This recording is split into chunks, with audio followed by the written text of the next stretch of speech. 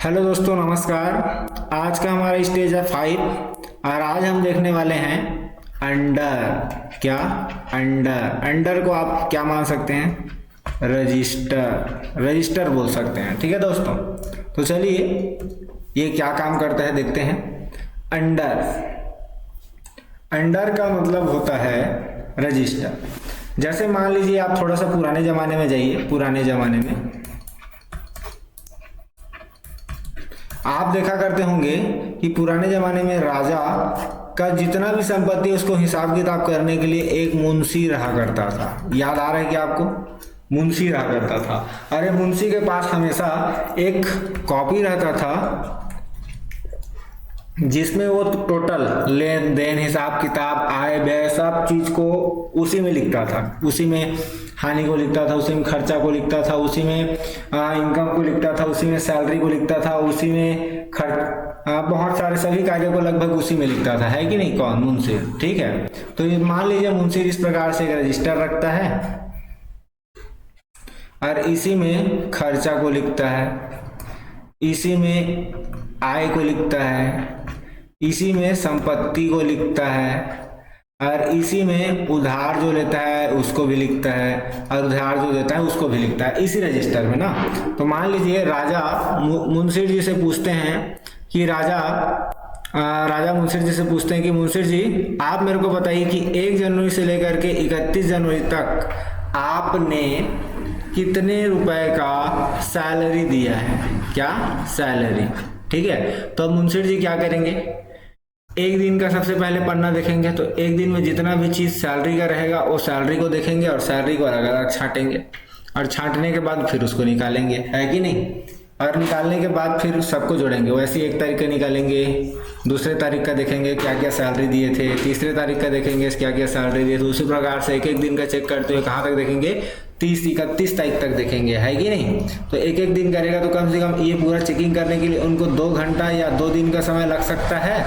अगर कम लेन देन है तो ये 2 घंटे में निपट जाएगा, या बहुत ज़्यादा लेन देन है तो 2 दिन भी जा सकता है कि नहीं?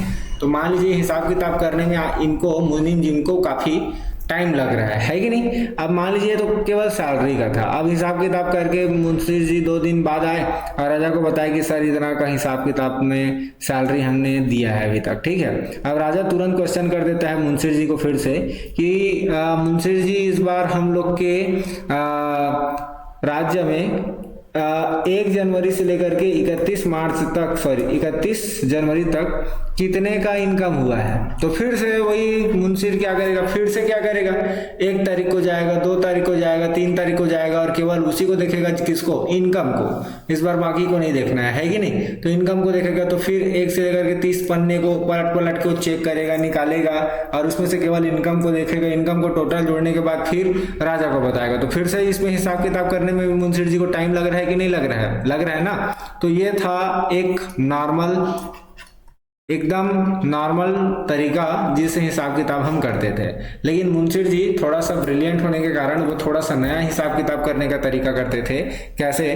तो चलिए वो इस प्रकार से। जैसे मान लीजिए मुंशी जी के पास 5 अलग अलग रजिस्टर थे।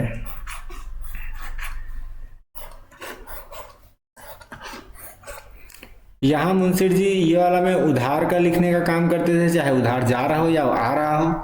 और दूसरा आय को लिखते थे, तीसरा खर्चा को लिखते थे और चौथा संपत्ति को लिखते थे। ठीक है, संपत्ति को लिखते थे। तो आप मेरी बात को समझिएगा। खर्चा को इसमें लिखेंगे। अभी टैली में अलग अलग नाम रहता है ना। उधार को सन्ड्री क्रेडिटर और सन्ड्री डेप्टर बोलते हैं और आय को इनकम या रेवेन्यू बोलते हैं। खर्चा को एक्सपेंस बोलते हैं और संपत्ति को एसेट्स बोलते हैं। ठीक है, तो अब मान लीजिए नए जमाने के मुंशी रहे। अब राज्य में जितना भी उधार जाता है उसके लिए अलग रजिस्टर है।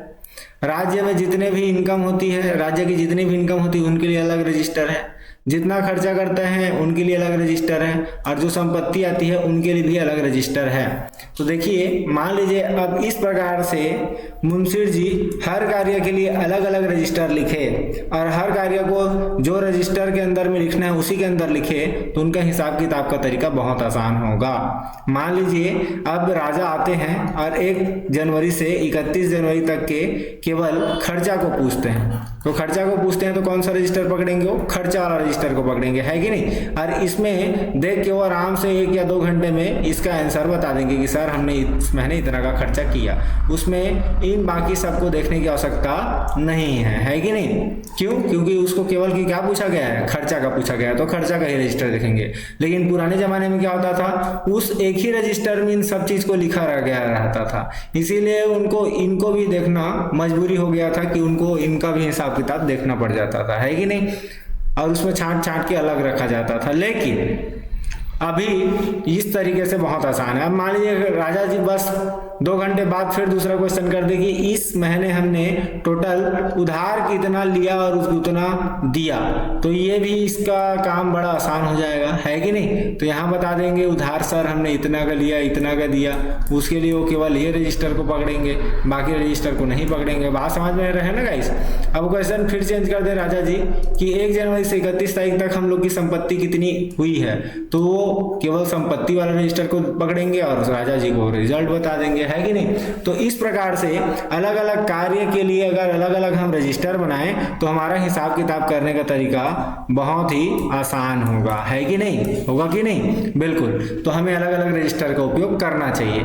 ये था पुराना तरीका जिसको आप मुंशिर की तरह करते थे, है कि नहीं। लेकिन यहाँ टैली में भी वही रजिस्टर का उपयोग होता है जो अभी आपने मुंशिर जी से देखा।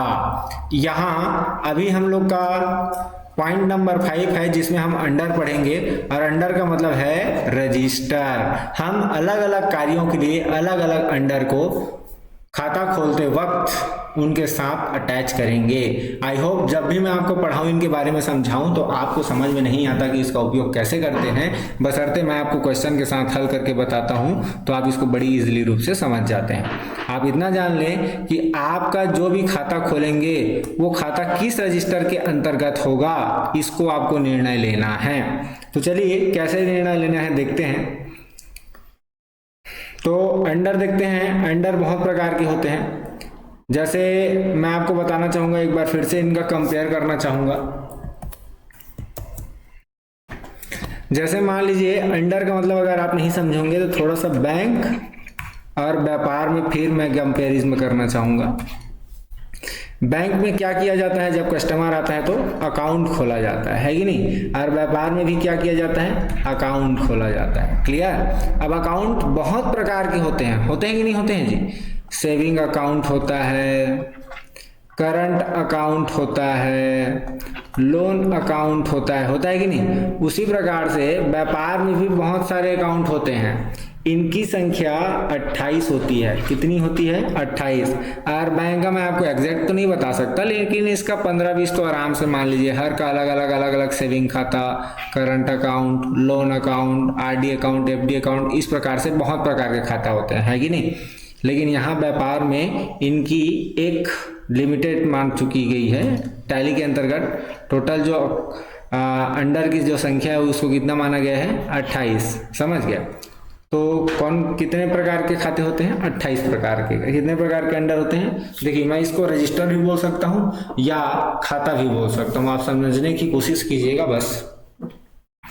तो यहाँ 28, तो 28 कैसे होते हैं? तो इसमें प्राइमरी या मेन अंडर होते हैं या मेन रजिस्टर होते हैं 15, और सेकेंडरी होते हैं 13। दोनों को मिलाकर के 28 ग्रुप टोटल होते हैं।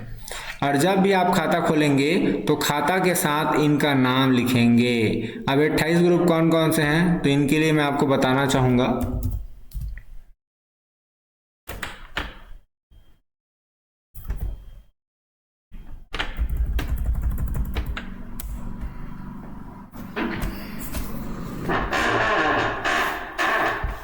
आप यहाँ देख लें, आपको यहाँ टैली ग्रुप दिख रहे हैं। प्राइमरी ग्रुप है 15, और सेकेंडरी ग्रुप है 13, दोनों को मिला करके है 28। अब इस 28 को आपको याद रखना पड़ेगा कि कौन अकाउंट है, कौन ग्रुप है, और इसके अकॉर्डिंग ही आप सही अंडर छांट पाएंगे। और इसी अंडर का प्रयोग आपको खाता बनाते वक्त करना है। जिसका आप खाता खोलेंगे, बात थोड़ा सा गौर से सुनिएगा, जिसका आप लेजर बनाएंगे उसका अंडर आपको बनाना पड़ेगा। जिसका आप लेजर बनाएंगे उनका आपको अंडर बनाना पड़ेगा। जिनका आप लेजर नहीं बनाएंगे उनका अंडर भी नहीं बनेगा। बात समझ में आ रहा होगा आई होप। तो चलिए क्वेश्चन के अकॉर्डिंग समझेंगे। जैसे कि मान लीजिए हम क्वेश्चन में चलते हैं, क्वेश्चन में आ गए हैं। अब क्वेश्चन में फिर से अब हम लोग 5वां काम करने वाले हैं अंडर बनाने का, ठीक है। तो अंडर कैसे चलेगा चलिए देखते हैं। सबसे पहले हम रिपीट करते हैं शुरुआत, लेन देन निकालने के साथ साथ राम और कैश। राम 15 लाख, कैश 15 लाख। राम कौन सा अकाउंट? पर्सनल। कैश कौन सा अकाउंट? रियल। राम देने वाला था तो क्रेडिट, और कैश आने वाला था तो डेबिट। लेजर क्या बना था? राम। अब मैं आपको बताया कि लेजर जिसका बना है उसका अंडर ही बनेगा, तो अंडर क्या जाएगा? Capital account. अब ये कैसे आप जानोगे भाई? तो इसके लिए आपको इसके नियम को पढ़ना पड़ेगा। अब ये नियम क्या है ये देखिए। प्राइमरी ग्रुप में कैपिटल अकाउंट दिख रहे हैं, तो कैपिटल अकाउंट मतलब होता क्या? देखिए, सभी प्रकार के पूंजी खाते जब व्यापार के आरंभ में लगाते हैं तो उसे कैपिटल अकाउंट के अंतर्गत खोले जाते हैं। जैसे राम ने 10,000 से व्यापार आरंभ किया, तो यहाँ राम क्या है? Capital account. तो अभी बात को आप समझिएगा, यहाँ राम हम लोग के धंधे को खोल रहा है ना, राम यहाँ का मालिक है, राम पहली बार यहाँ कर रहा है कि नहीं। तो व्यापार चालू करने के लिए जो पैसे लगाता है उसे हम क्या बोलते हैं? कैपिटल अकाउंट बोलते हैं। इसीलिए इसका अंडर क्या जाएगा? कैपिटल अकाउंट जाएगा। आई होप आपको समझ में आ रहा हो। अगर आपको समझ में नहीं आ रहा है तो आप और भी नीचे देखें ताकि आपको और समझ में आ जाए। अभी के लिए धन्यवाद।